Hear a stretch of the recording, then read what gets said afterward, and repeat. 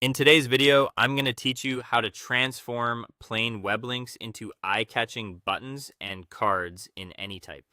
If you want your pages to look cleaner, more polished, and easier to navigate, this is a simple trick that can make a big difference. Instead of leaving a long plain URL sitting on the page, you can turn it into a bookmark style preview that looks much more visual and professional.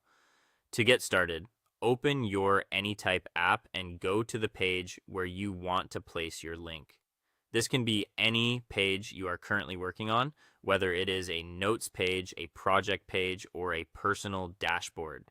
The important thing is to have the page open and ready before you add anything. Next, copy the web link you want to use, then paste it directly onto your page. At first, it will appear as a regular plain link, and that is exactly what you want. This gives you a starting point that you can quickly convert into something more attractive. Once the link is on the page, click on it, or hover over that line until you see the block options menu appear on the left side.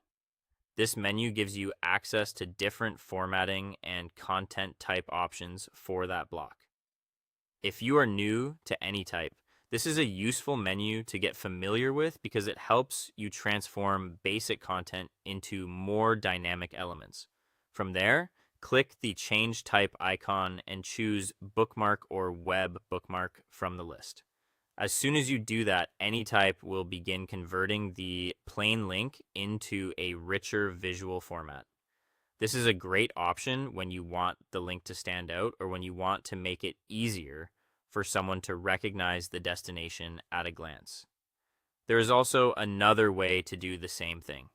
You can start on a new line, type a /, select bookmark, and then paste your link into the field provided. This method is especially helpful if you already know in advance that you want to create a bookmark block, rather than pasting a plain link first and changing it afterward.